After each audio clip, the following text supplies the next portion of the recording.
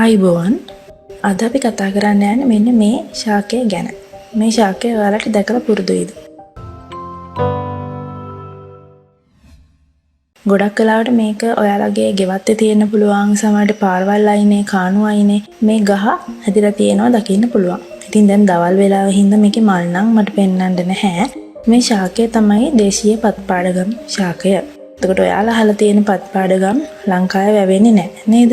එතකොට අපි පස්පාංගුවට පාවිච්චි කරන පැකට් එකේ පොඩි කොත්තමල්ලියට වගේ තියෙන පත්පාඩගම් ඔයාලා දැකලා ඇති. එතකොට ඒකයි මේකයි ටිකක් වෙනස්. ඒක අපි ඉන්දියාවෙන් ලංකාවට ආනයනය කරන පත්පාඩගම්, එහෙම නැත්නම් පර්පටක කියලා සංස්කෘත භාෂාවෙන් හඳුන්වන පත්පාඩගම් ශාකය. එතකොට මේක තමයි අපි දේශීය වෛද්‍ය ක්‍රමය ඇතුළේ පාවිච්චි කරන පත්පාඩගම් ශාකය. එතකොට මේකේ තියෙන විශේෂත්වය තමයි අපිට මේක විවිධ රෝග තත්ත්ව සඳහා පාවිච්චි කරන්න පුළුවන්කම තියෙනවා. එතකොට ඔයාලා දන්නවා පත්පාඩගම් ශාකය අපි අපේ පස්පංගු පැකට් එකේ ඒක තියෙන්නේ ඇයි? අපිට ඒක සෙමට පාවිච්චි කරන්න පුළුවන් හින්දා. එතකොට මේ දේශීය පත්පාඩගම් ශාකයත් අපිට සෙමට පාවිච්චි කරන්න පුළුවන්කම තියෙනවා. එතකොට මේකේ තියෙන විශේෂත්වය තමයි මේකට රුධිරය පිරිසිදු කිරීමේ ගුණ තියෙනවා. එතකොට රුධිරය පිරිසිදු කරනවා වගේම අපේ ශරීරයේ උෂ්ණ අධික බව නැති කරන්න ඇඟ නිවීමේ හැකියාවකුත් තියෙනවා.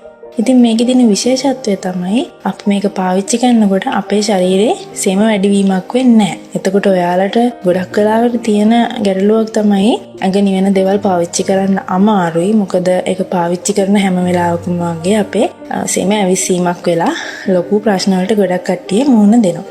එතකොට මේ ශාකය අපි පානයක් විදිහට පාවිච්චි කරද්දී ඇඟ නිවෙන්න, ලේ පිරිසිදු වෙන්න, එතකොට සෙම් ගතිය අඩු කරගන්න, ඒ වගේම තමයි මේකට අපේ පිපාසය නිවන්න හැකියාවක් තියෙනවා. පත්පාඩගම් කියලා කියන්නේ පිපාසය නිවන්න පුළුවන් එකක්. ඒ කියන්නේ අපි වතුර බිව්වත් සමහර වෙලාවට අපේ ශරීරයේ පිපාසය කියන එක නැති වෙන්නේ නැහනේ. අපිට ඒක හැම වෙලාවෙම තියෙනවා වගේ දැනෙනවා.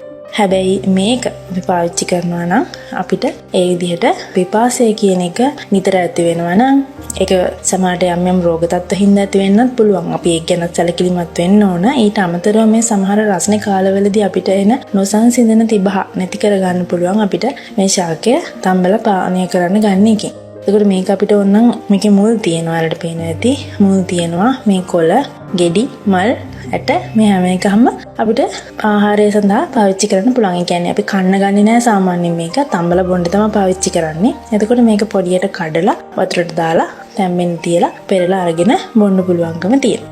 එතකොට අපි සාමාන්‍යයෙන් ඖෂධයක් පාවිච්චි කරනවා වගේම මේක අපි සතියට දවසක් දෙකක් බොන්න ගත්තට ප්‍රශ්නයක් නැහැ. හැබැයි වෛද්‍ය උපදෙස් කියන එක මත තමයි අපි රෝග තත්ත්වවලදී මේක පාවිච්චි කරන්න ඕනේ. එතකොට අපිට මොනවාරි චර්ම රෝග තියෙනවා නම්, අපි කියනවා ලේ විසවීම වගේ තත්ත්ව තියෙනවා නම්, එතකොට අම්ල පිත්ත රෝග තත්ත්වය, එතකොට අපේ හැමේ ඇතිවන විවිධ කුෂ්ඨ, දද, කැසීම් වගේ තත්ත්ව, එතකොට සෙම් රෝග තත්ත්ව, අපේ ශරීරයේ සෙම තියෙනවා නම් ගොඩක්, ඒ කියන්නේ කල්ගත වුණු කැස්ස, එතකොට පපුවේ පවතින සෙම් තත්ත්ව, නළල ආශ්‍රිතව සෙම තැන්පත් වීම වගේ තත්ත්ව, අපේ කෝටරකවල සෙම් තැන්පත් වීම, අන්න ඒ වගේ දේවල් වලදී ඒකී ඖෂධයක් විදිහට මේක පාවිච්චි කරන්න පුළුවන්කම තියෙනවා. නමුත් අපි සාමාන්‍යයෙන් ආයුර්වේද වෛද්‍ය ක්‍රමය ඇතුළේ නම් මේක පාවිච්චි කරන්නේ තව ගොඩක් ඖෂධ වර්ග එක්ක. එතකොට මේක අපිට හැම කෙනෙක්ගේම වගේ ගෙදර ඇති. මේක මමත් ගලවගත්තේ අපේ ගෙදරින්. එතකොට වත්තේ චුට්ටක් හොයලා බැලුවොත් අපිට මෙන්න මේක හොයාගන්න පුළුවන්කම තියෙනවා. මේක තමයි එතකොට අපි දේශීය වෛද්‍ය ක්‍රමය ඇතුළේ පාවිච්චි කරන දේශීය පත්පාඩගම් ශාකය කියලා කියන්නේ. මේකේ තියෙන මේ පුංචි දුඹුරු පාට ඇට තියෙන, මේක ඇතුළේ බීජ තියෙනවා. මේ බීජ වලින් තමයි ව්‍යාප්තිය සිද්ධ වෙන්නේ. සාමාන්‍යයෙන් මේ එක ගහක් අපේ එක තැනක වැවිලා තියෙනවා දැක්කොත් ඒක එතනින් බීජ ව්‍යාප්තිය හරහා එතනින් දිගටම පැතිරි වර්ධනය වෙනවා. ඉතින් අපිට පුළුවන් කිසිම වසවිසක් නැතුව මේක කඩලා අරගෙන තම්බලා බීමට ගන්න. ඉතින් පොඩි දරුවන්ට උනත් දෙන්න පුළුවන්. නමුත් ඕනම දෙයක් ඉතින් ඕනකට වඩා හොඳ නැහැ. ඒක නිසා තමයි මම කිව්වේ සතියට දවසක් දෙකක් මේක පානය කරා කියලා. කිසිම ගැටලුවක් වෙන්නේ නැහැ කියලා. ඔයාලා මොනවා හරි රෝග තත්ත්වයකට පාවිච්චි කරනවා නම්, එහෙම පාවිච්චි කරන්න හිතාගෙන ඉන්නවා නම් ඔන්න මේක තියෙනවා.